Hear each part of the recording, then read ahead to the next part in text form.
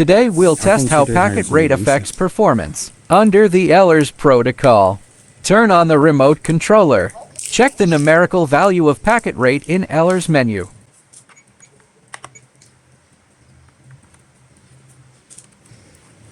The screen currently shows F1000.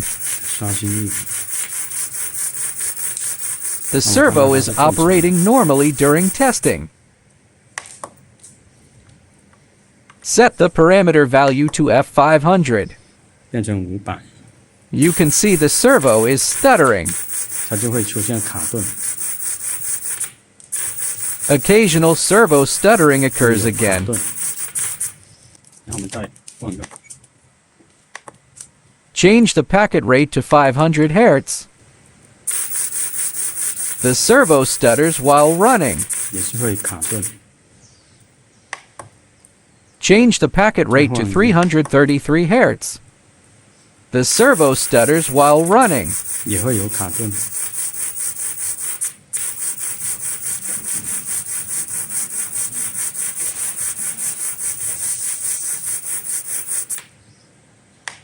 我们再换一个。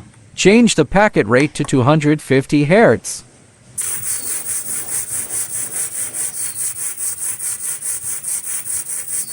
The servo runs smoothly.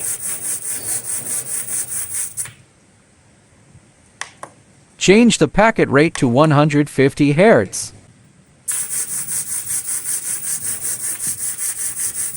The servo runs smoothly. Change the packet rate to 100 Hz.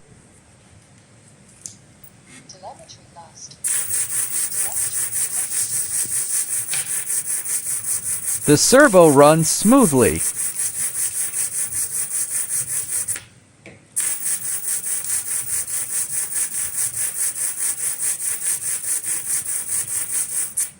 Change the packet rate to 50 Hz.